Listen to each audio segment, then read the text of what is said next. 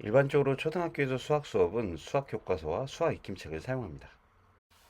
하지만 AI 클래스를 활용한 자기주도적 수학 수업에서는 수학 교과서와 수학 익힘책 사이에 기초 드릴 문제를 풀고 수학 익힘책을 풀고 난 뒤에 심화, 반복으로 나눠지고 그 뒤에 패들렛으로 자기 학습을 정리합니다.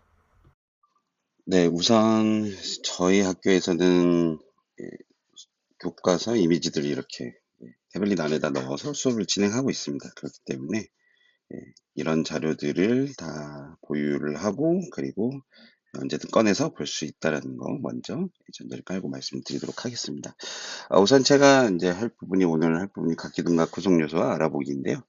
예, 그 여기에서 이제 교과서를 학생들이 풀고 그 다음에 AI 클래스 원래는 학생들이 여기 이 부분 기초들 학습지를 손으로 먼저 풀고 그 다음에 이제 이 링크를 여기 누르면 링크가 있거든요. 링크를 열고 들어가서 이제 문제 자동 채점을 열고 그 다음 캡처를 한 다음에 이제 갖고 오는 것인데 지금 현재 요거는 이제 학생들이 봤을 때는 계산하기보다는 바로 푸는 거기 때문에 이렇게 되어 있다라는 점. 그리고 이제 수학 기책을 학생들이 풀고 그리고 나중에 반복 문제, 그 다음에 심화 문제 학생들이 이렇게 푸는 형태. 그리고 나서 학생들이 자기 설명한 영상을 찍을 때 이렇게 패들렛에 연결되어 있다는 점. 전체 기호를 말씀드리고 지금 시작하도록 하겠습니다. 우선 저희 반 학생들 같은 경우는 처음에 이제 교과서 관련해서 설명을 합니다. 교과서 관련해서 제가 최대한 짧게 설명을 합니다. 한 3분에서 4분 정도, 가장 핵심 부분. 그래서 각기둥리에 대해서 어떻게 파악을 하는지 이것들에 대해서 같이 제가 설명을 최대한 짧게 하고 그 다음에 이해가 되지 않는 학생들, 잘 이해가 되지 않는 학생들 같은 경우에는 이제 저에게 와서 계속해서 설명을 듣는 겁니다. 계속해서 설명을 듣는데 어, 자기는 이제 이해가 됐다. 이해가 됐다란 선생님 3분, 4분 정도 되는 설명을 듣고 이해가 됐다라고 하는 학생들 같은 경우에는 이제 바로 교과서 예, 문제들을 풀러가는 거죠. 이해가 되지 않는 학생들은 저에게서 설명을 듣고 첫 번째 설명했을 때 이해가 된 친구들은 바로 자기 자리에 가서 이제 문제를 풀고 또 안 된 친구들이 남아 있을 거 아니에요. 그럼 그 친구들은 다시 또 저에게 남아서 계속해서 설명을 듣고 이해가 될 때까지 계속 설명을 듣는 겁니다. 이게 두 번이 됐든 세 번이 됐든 네 번이 됐든 그런 식으로 됩니다. 그래서 학생들이 계속해서 이제 교과서 문제를 풀도록 돼 있죠. 그래서 교과서 문제를 풀고 나서가 이제 문제예요. 왜냐하면 이거를 이제 교사하고 같이 맞춰보고 채점하고 하는 과정에서는 학생들 간의 그 속도의 차이가 있기 때문에 이 부분에 대해서는 뭐 서로 이견이 갈릴 수 있지만 저는 이제 학생들끼리 서로 이제 맞춰보기 한 타입입니다. 근데 이제 그런 경우들이 있어요. 저에게 계속 남아서 설명을 듣던 친구들이 아무리 그래도 이제 좀 더 친할 확률이 높으니까 자기들끼리 이제 맞춰보는 경우가 있는데 그런 경우는 이제 그건 그래서는 안 된다라고 이야기를 하고, 예. 그래서 학생들이 자기 수준과 좀 다른, 또는 자기 모둠이 아닌 다른 모둠에 있는 학생들에게 서로 맞춰보도록 합니다. 그래서 요걸 다 맞춰본 학생들은 자연스럽게 여기 AI 클래스로 연결이 되는 거죠.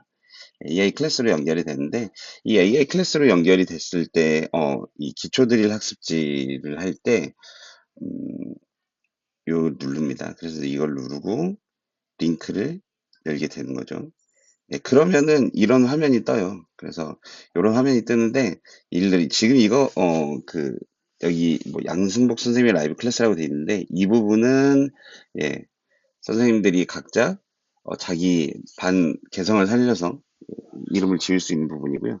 그리고 여기 QR코드 같은 경우는 학생들한테 보여주고 찍게 할 때인데 저희 같은 경우는 링크로 들어오기 때문에 이거 쓸 일이 없겠죠. 그래서 저 같은 경우는 이제 뭐 여기 봐보시면 아시겠지만 한 글자부터 네 글자까지 자연스럽게 입력을 할 수 있기 때문에 저희 반 같은 경우는 뭐 6학년 일반이다라고 하면 6, 1을 앞에다 붙여놓고 그 뒤에 자기 번호를 붙이는 형태로 되어 있습니다. 그래서 그렇게 되어 있고 닉네임은 반드시 한글. 저 같은 경우는 이렇게 되어 있지만 그다음에 인증번호 같은 경우는 어, 처음에는 학생들이 자기 거를 막 이렇게 해요. 뭐, 자기에게 특별한 숫자라든지 막 이렇게 하는데, 나중에 결국 다 까먹더라고요. 그래서, 앞에 했던 자기 번호하고 똑같은 숫자를 인증하도록 이렇게 합니다. 네, 그래서, 같은 경우는 이 숫자로 해서 들어가도록 하겠습니다. 네, 그러면 이제 이렇게 엄청나게 이제 제가 그동안 했던 것들이 많이 있기 때문에 이제 떠 있는 거죠. 네. 그럼 이제 이 중에서 자기가 잠시만요. 네. 오늘 이제 들어갈 부분이 각기둥 알아보기다라고 하면은 학생들이 여기 있는 응시하기 버튼을 누릅니다. 누르고요. 그러면은 이렇게 문제로 바로 연결이 됩니다. 그러면은 이 중에서 각기둥에 해당되는 걸 자기가 하면은 색깔이 지금 이렇게 달라졌죠? 그래서 이런 것들. 그래서 이렇게 하고 나서 자기가 입력할 부분들 입력하고 나서 제출하기를 누르면 자동 채점이 되는 그런 구조인 겁니다. 그래서 교과서 부분을 할 때는 교과서 부분을 할 때하고는 차이가 있어요. 그래서 이 교과서 부분은 저는 물론 이제 혼자서 공부를 하는 것도 중요하지만 함께 공부를 해나가는 것도 중요하다고 생각을 해서 학생들이 서로 도움이 필요하거나 이제 그런 경우에는 학생들끼리 서로 교과서에서 예, 서로 협의해보고 같이 맞춰보고 이런 형태로 이제 진행을 하는데 이 AI 클래스를 진행할 때는 각자 개개인의 실력을 파악을 해야 되기 때문에 각자 개개인별로 들어가서 학생들이 채점을 하는 구조입니다. 그래서 요거 할 때만큼은 절대 건드리지 마라 라고 이야기를 하는 편이고요. 이게 다 되면 이제 수학 익힘 이렇게 진행이 됩니다.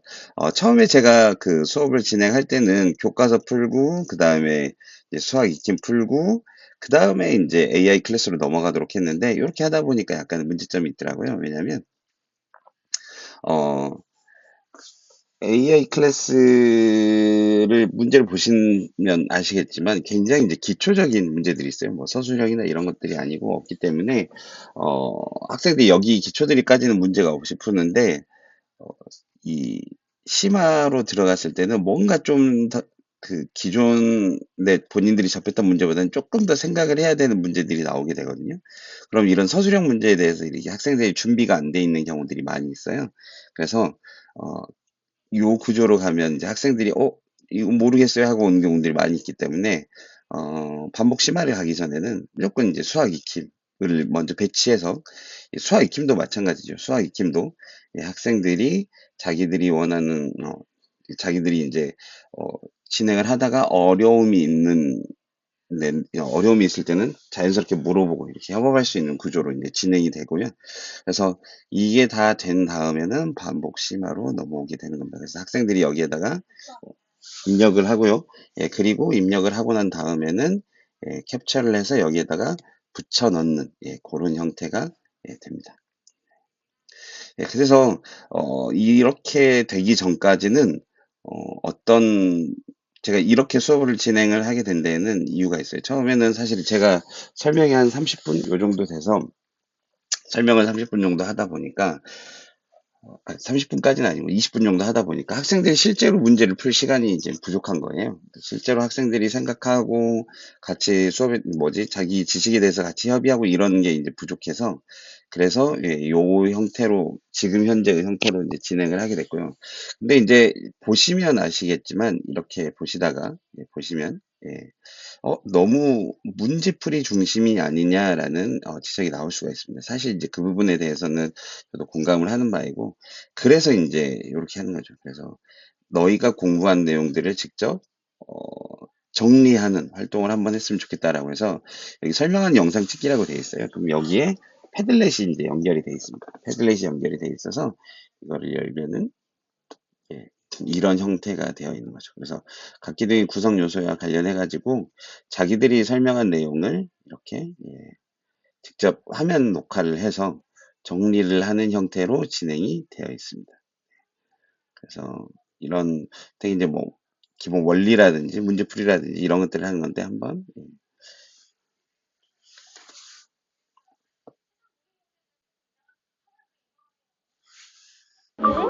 오늘은 각계등에 대해서 알아보겠습니다. 먼저 각계등의 이름을 정하는 방법은 밑면에 다각형을 보면 됩니다. 밑면이 하나, 둘, 셋, 넷, 다섯, 6개가 있기 때문에 이 기둥은 육각기둥입니다.